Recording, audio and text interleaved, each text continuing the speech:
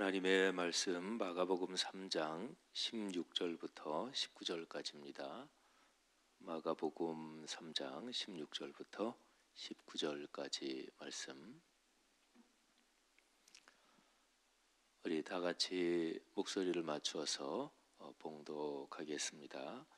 이 12를 세우셨으니 시몬에게는 베드로란 이름을 더하셨고 또 세베대의 아들 야고보와 야고보의 요한 형제이니 이 둘에게는 보아너게 곧 우레의 아들이란 이름을 더하셨으며 또 안드레와 빌립과 바돌로메와 마테와 도마와 알페오의 아들 야고보와 및 다데오와 가나안인 시몬이며 또 가룟 유다니 이는 예수를 판 자더라.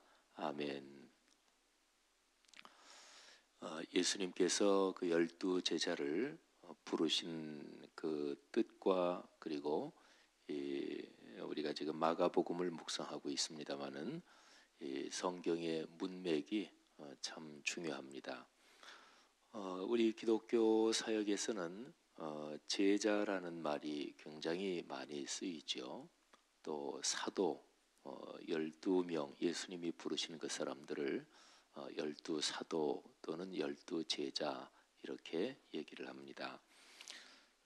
이 12제자를 부르신 그 문맥이 오늘 마가복음에서 수많은 사람들이 예수님한테 몰려 나올 때였습니다. 이스라엘 지역은 물론이고 또 이스라엘 지역 너머에서 이방인들이 사는 지역에서도 예수님의 소문이 파다하게 퍼졌습니다. 병을 고치시고 또 귀신을 내쫓으시는 그런 사역이 소문이 파다하게 퍼져서 그래서 온통 사방에서 예수님께로 사람들이 몰려 나오던 때였습니다.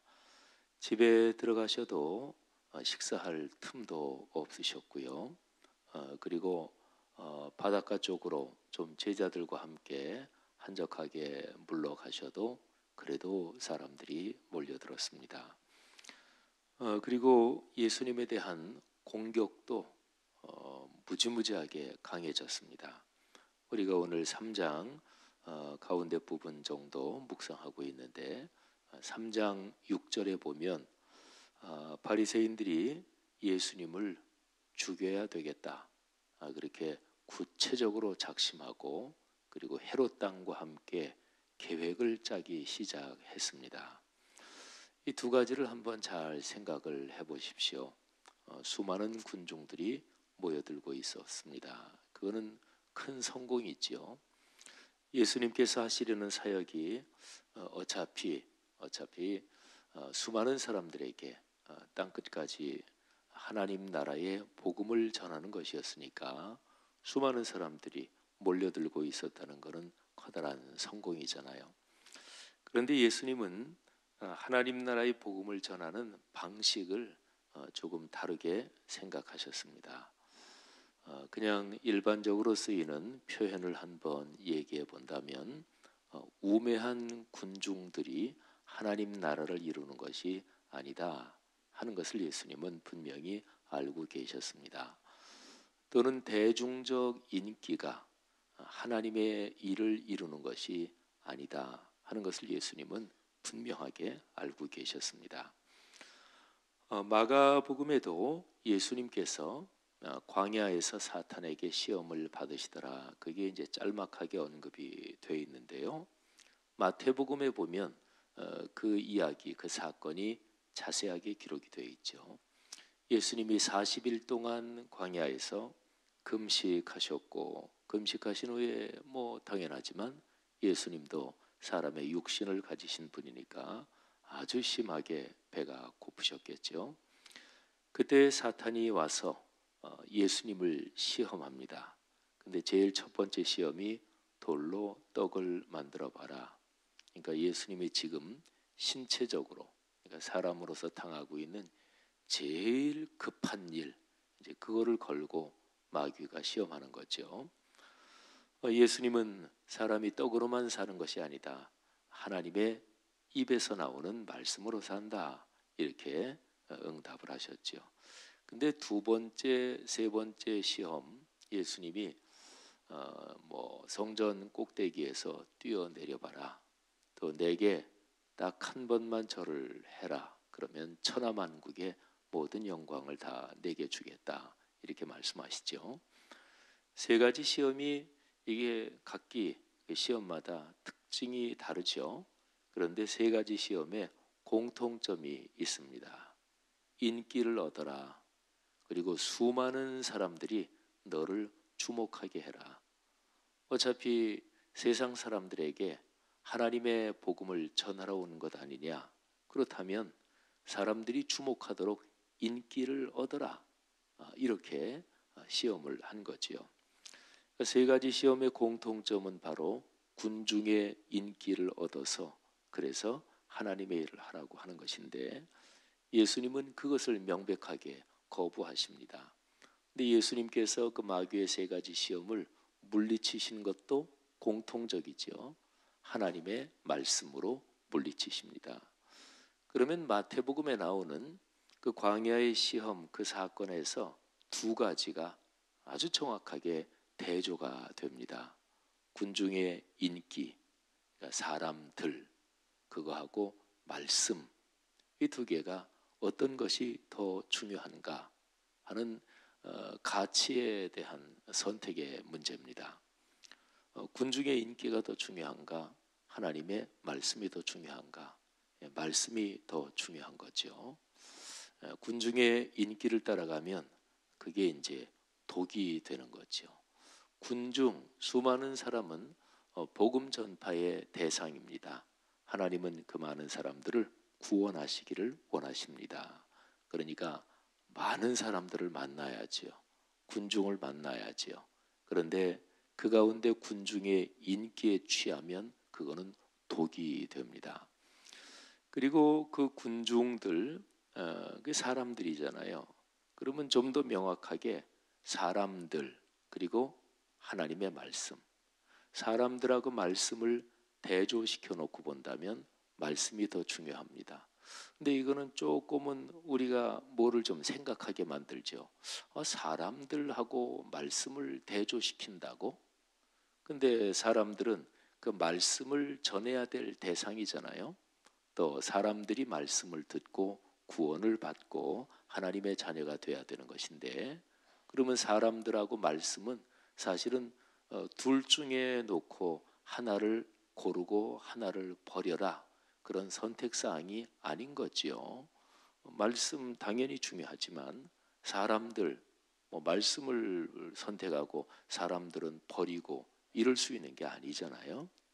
근데 여기에 더 중요하다, 그 우선권의 문제가 있습니다.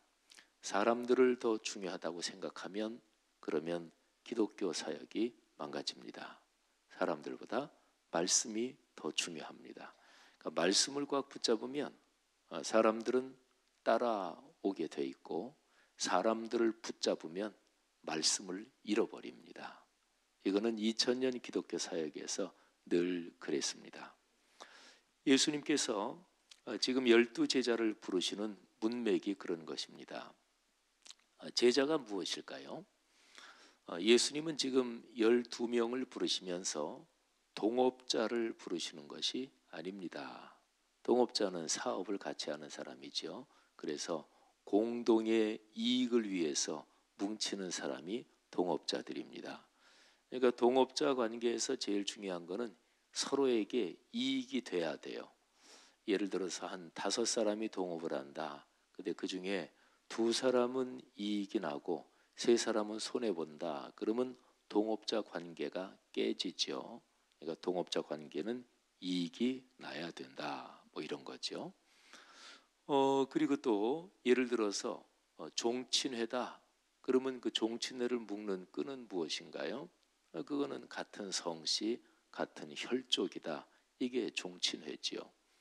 어떤 모임이든지 그 모임을 묶는 끈이 있습니다. 우리 교회에 6층에 탁구 선교회가 사용하는 그 탁구장이 있잖아요. 그러면 탁구 선교회 또는 탁구 동호회, 그러면 탁구를 좋아한다. 이게 이제 공통의 끈이잖아요. 그러면 제자라는 공동체, 제자라는 집단은 그 끈이 무엇일까요? 어떤 사람들을 제자들이라고 할까요?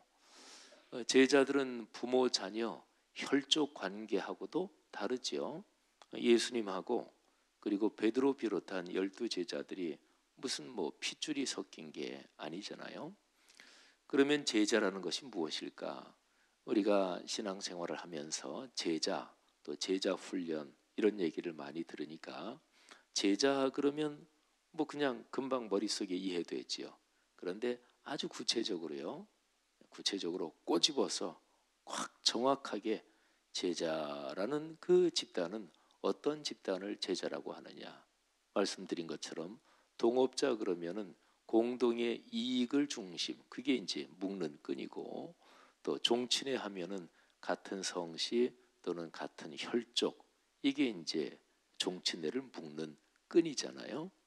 그러면 제자들 이렇게 할 때 그 제자들을 묶는 끈은 무엇일까요? 그는 공동의 이익이 아니죠. 뭐 이익을 추구한다 그러면 그 제자 집단은 아니죠.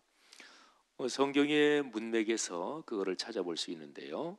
마가복음 3장 제일 마지막 부분에 보면 거기에 이제 제자가 무엇인지 정확하게 정의하는 그런 말씀이 기록이 되어 있습니다.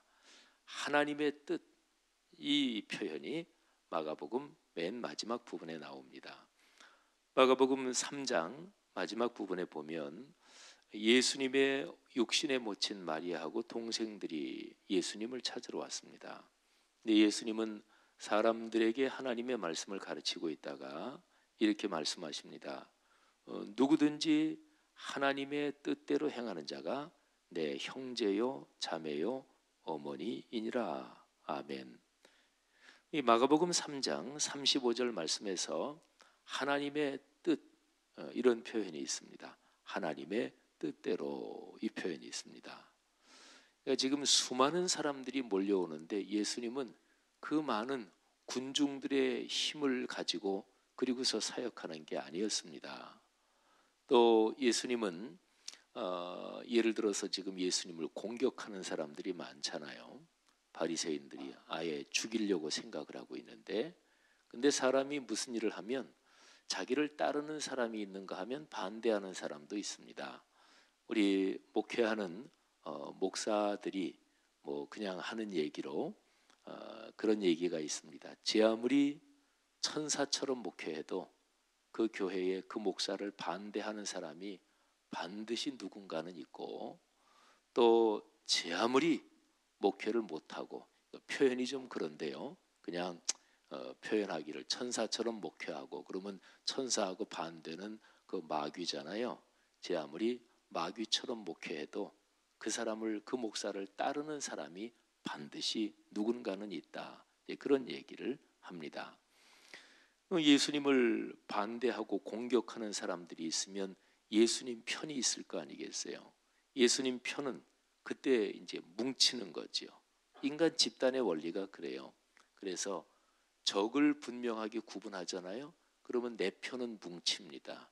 우리나라 정치가 그렇잖아요. 그래서 뭐 집토끼, 산토끼 이런 얘기를 하죠. 그래서 명확한 보수, 명확한 진보, 어느 사회나 그런 집단이 다 있거든요. 그러니까 정당이 작을 때는 이것저것 다 끌어안으려고 그러면 그 정당이 생존하지 못합니다. 이게 정치 생리예요.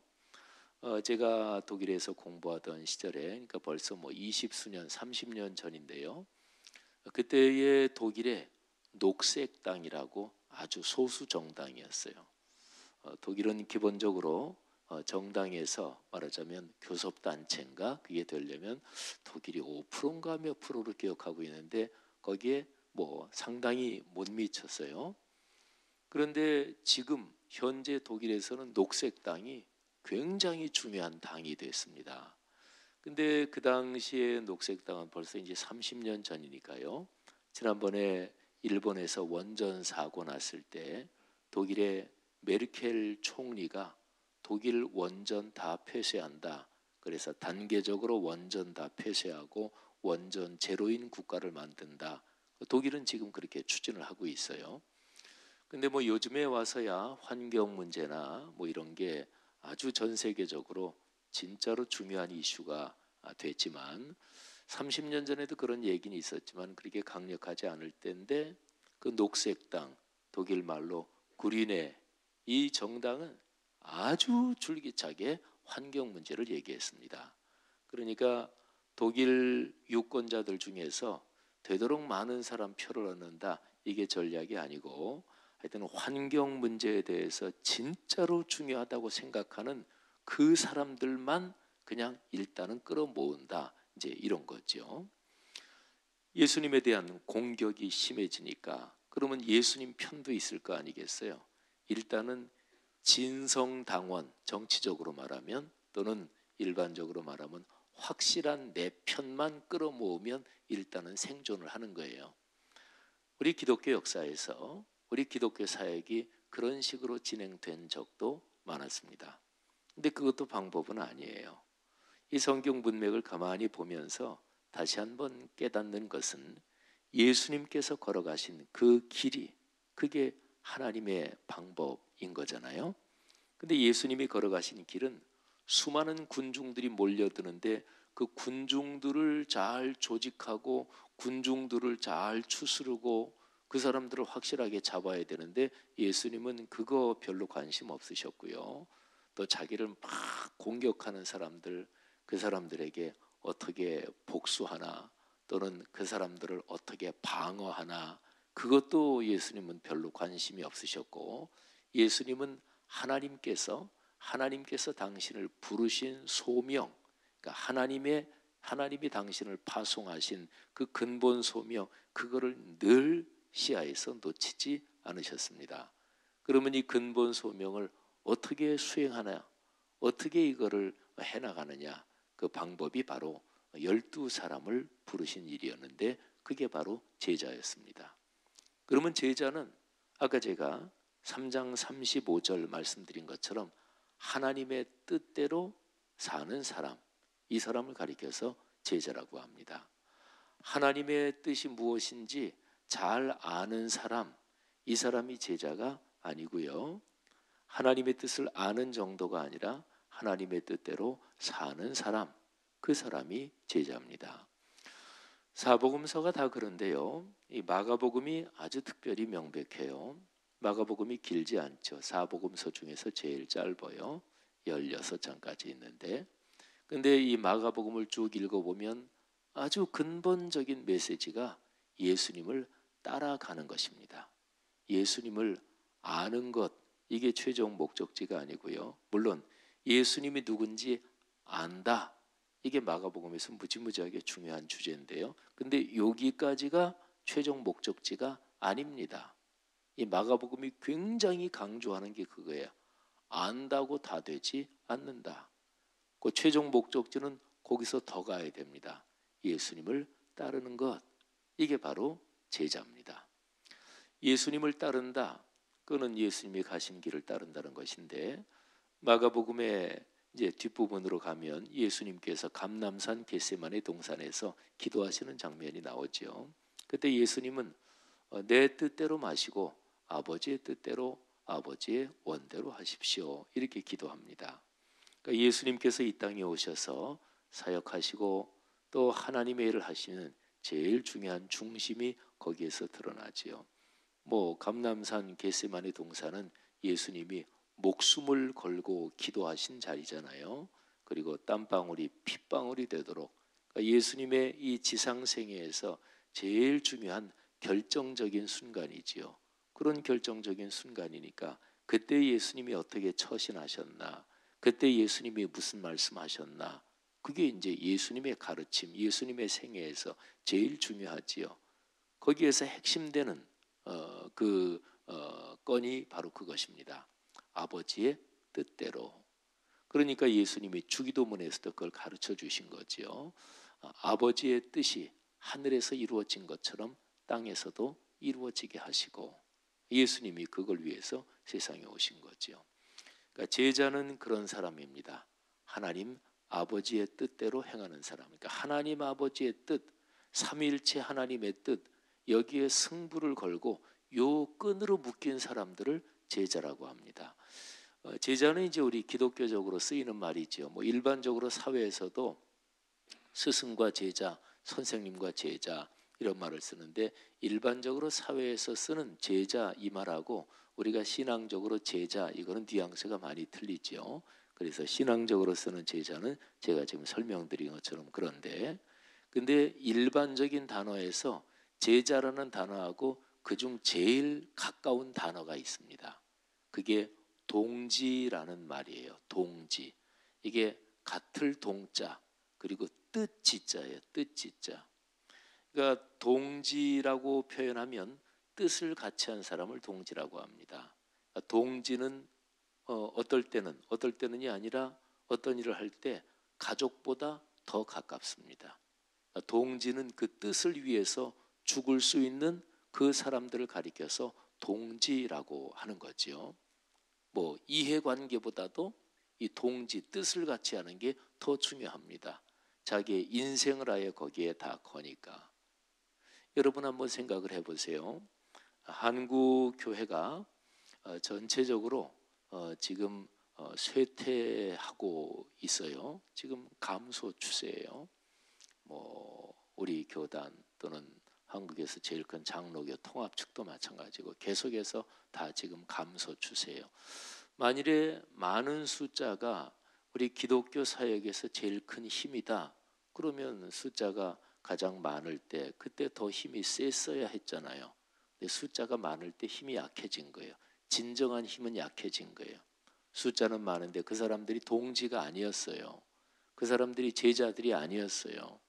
그냥 자기 혼자 예수 믿고 나 축복받으면 된다, 하나님의 뜻대로 한다, 하나님의 뜻을 위해서 내 인생을 건다, 거기에 별로 관심도 없었어요. 그러니까 그 집단은 뭐 분명하지요. 그건 약한 집단이지요. 오늘 예수님께서 그거를 정확하게 보시는 거예요. 그래서 수많은 군중들이 몰려오는데 예수님은 12명을 불러서 그들이 하나님의 뜻을 위해서 삶을 걸도록 본격적으로 훈련하시는 거지요. 사랑하시는 여러분, 여러분이 인생길을 걸어가시며 또 삶의 여정을 걸어가시며 여러분이 가지고 있는 뜻은 무엇입니까? 또 여러분과 뜻을 같이 할 그런 사람이 누가 있습니까?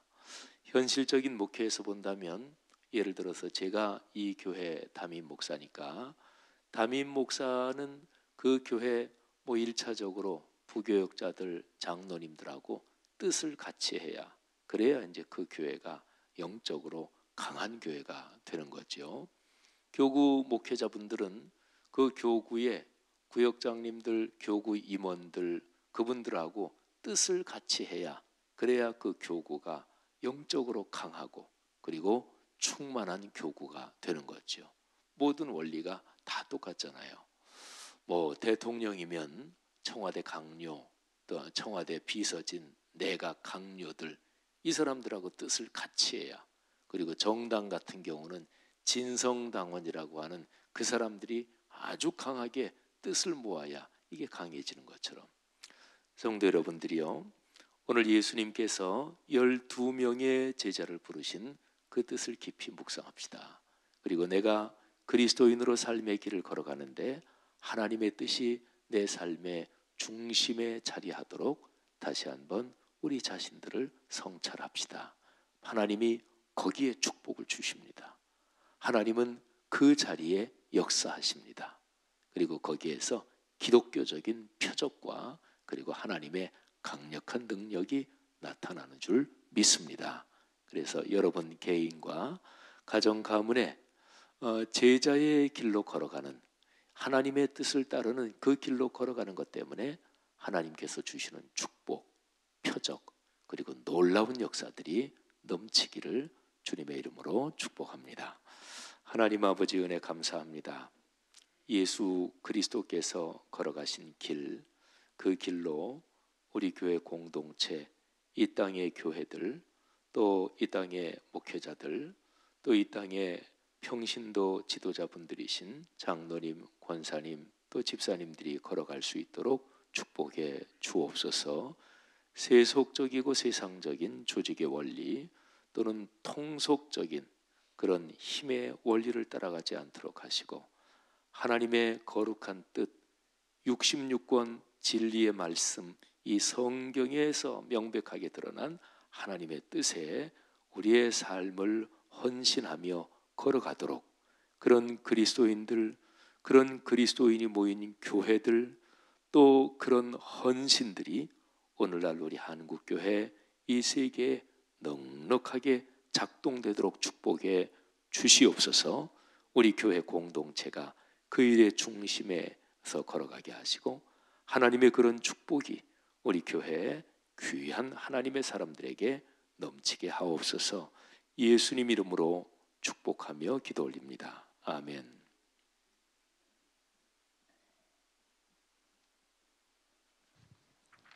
귀한 말씀 감사드립니다. 공동 기도문 예배입니다. 우리 예배를 받기에 홀로 합당하신 창조주 하나님, 말씀상 공동체가 주님을 예배할 때마다 영광을 받으시고 삼위일체 하나님의 임재와 현존으로 응답하옵소서.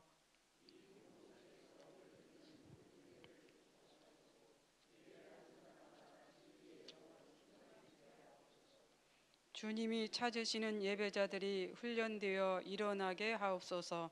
교회에 함께 모여 우러르는 공예배의 거룩한 감동을 세상에 흩어져 섬기고 나누는 삶의 예배로 살게 하옵소서. 아멘.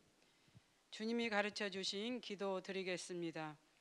하늘에 계신 우리 아버지, 아버지의 이름을 거룩하게 하시며 아버지의 나라가 오게 하시며 아버지의 뜻이 하늘에서와 같이 땅에서도 이루어지게 하소서.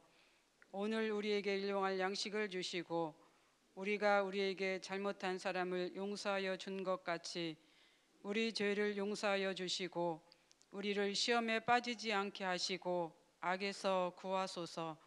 나라와 권능과 영광이 영원히 아버지의 것입니다.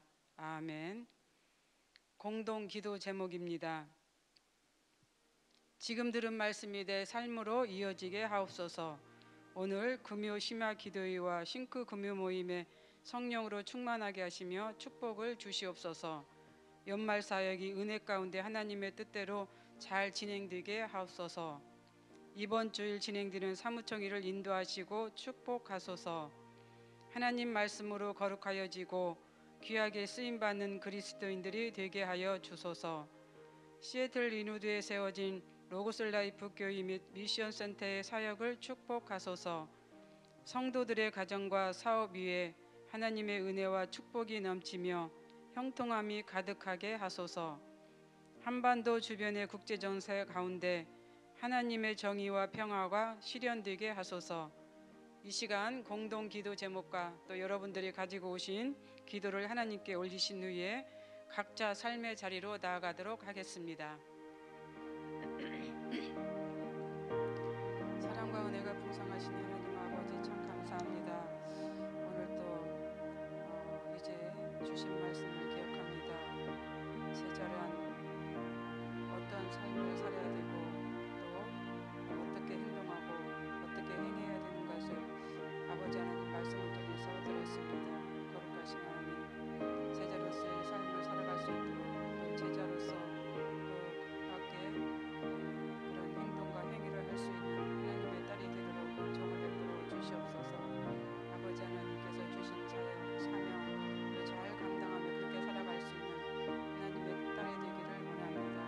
아버지 하나님, 오늘 말씀대로 다시 한번 이제 마음을 돌아보면서 성찰하면서 또 하나님의 자녀로 살아갈 이 부족한